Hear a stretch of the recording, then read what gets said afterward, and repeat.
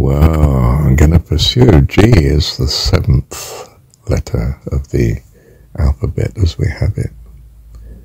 And it's G for God. Small g or big G, whatever. We should have stuck with the 4th letter, Dad. Duh. But we swept on. It's the preparation day, it's the 6th day.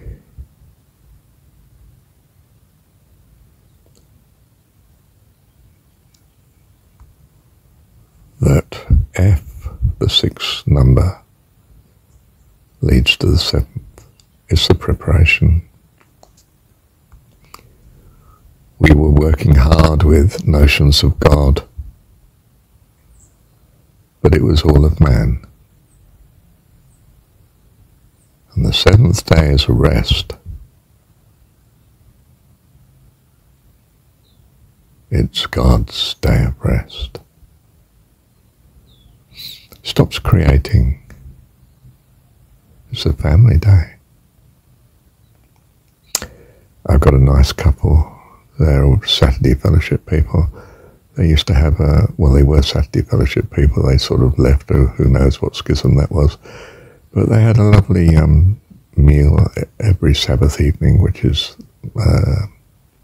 Friday night, you see. And, the Sabbath in Hebrew understanding, well, all days start the evening before. So you have a meal to celebrate, and it's a family time. And 4 generations were in that house, quite lovely. And we'd have a lovely meal. We'd all bring something to the meal, but yeah, I mean, we all brought something. Lovely meal, lovely time together. We go through a lot of doctrine and so on, and but we had some good stuff. I first came across the film series The Chosen there.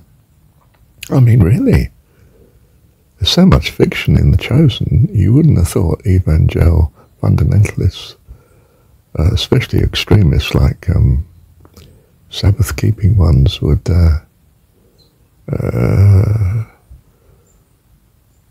have anything to do with so much fiction as is incorporated into the Chosen series, which I found particularly wonderful. Yeah, we watched that. A good chunk of that we did. Several consecutive weeks.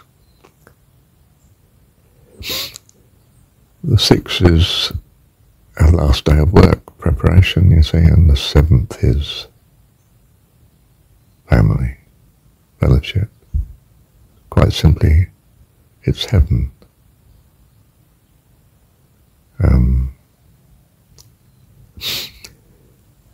It's the transcendence. We're there. What is the Sabbath? Well, it's the assurance of God, the peace and the joy that comes of such, the overwhelming awareness of the goodness of God, whatsoever is good and lovely. The celebration, we feast. It was lovely for me because they were vegetarian. So I didn't have to worry about what was in the food at all.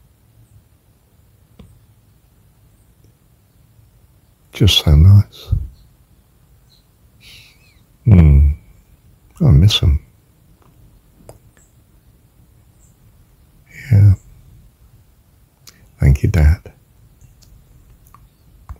Well, if you're wondering why I'm not with them now, it's because I was a menace to them, really. I mean, they knew I did not believe their theology, much of it. And, well, I really couldn't live with that because bad company is dangerous, of course. And I agree with them on that.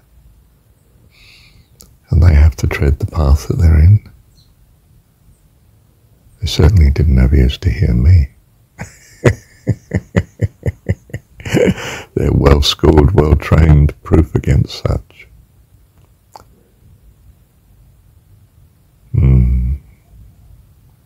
But from my point of view, at great risk, of course.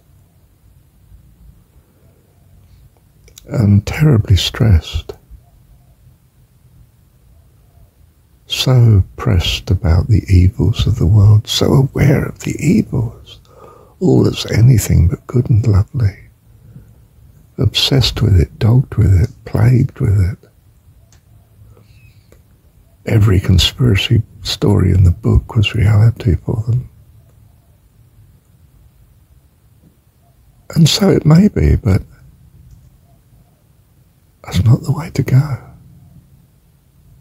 Whatsoever's good and lovely, dwell on these things. Here I stand.